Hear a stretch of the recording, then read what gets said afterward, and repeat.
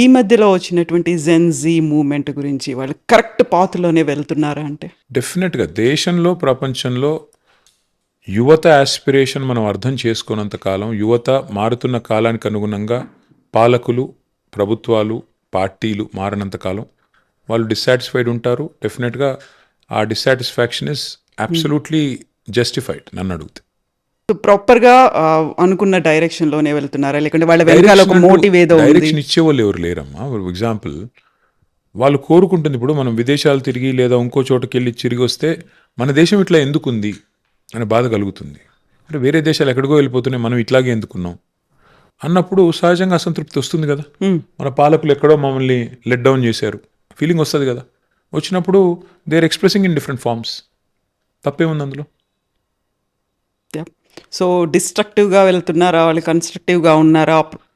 డిస్ట్రక్టివ్గా వెళ్తే ఈ దేశంలో చాలా రాజకీయ నాయకులు మిగలరు.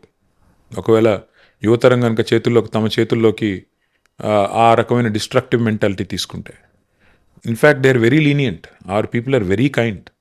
Hour people are extremely patient. ఎంత టైం లేకపోతే నేను ఒకటి అడుగుతా కవిత, 100 రోజుల్లో అన్నీ చేస్తామని చెప్పి హామీలు ఇచ్చి 900 రోజులు కూడా చేయకపోతే మన వాళ్ళు ఎంత మంచి వాళ్ళు కాకపోతే ఊరుకుంటున్నారు. రైతు బంధు నీకు 10,000 నుంచి 15,000 చేస్తామని చెప్పి 3 సార్లు రైతు బంధు ఎగ్గొడితే రైతులు ఏమనట్లేదంటే ఎంత మంచి వాళ్ళు. 100 రోజుల్లోనే మీ పెన్షన్ నవంబర్లో తీసుకుంటే 2,000, డిసెంబర్లో తీసుకుంటే 4,000 అని చెప్పి అబద్ధం చెప్పి అధికారంలోకి వచ్చి 3 డిసెంబర్లు గడిచిపోతే కూడా ఏమనట్లేదంటే మన మహిళలు ఎంత మంచి వాళ్ళు. మన వాళ్ళు నిజంగానే డిస్ట్రక్టివ్ మెంటాలిటీ ఉంటుంది. 2 లక్షల ఉద్యోగాలు అని చెప్పి అధికారంలోకి వచ్చి మొదటి సంవత్సరంలో ఇవాళ మొత్తం 2.5 సంవత్సరాల్లో కనీసం 10,000 ఉద్యోగాలు కూడా ఇవ్వకపోతే పిల్లలు ఊరుకుంటున్నారంటే ఎంత మంచి వాళ్ళు మన వాళ్ళు.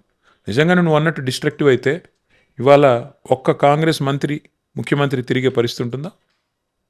కాబట్టి మన వాళ్ళు చాలా మంచి వాళ్ళు, very lenient, very nice people. So ఇప్పుడు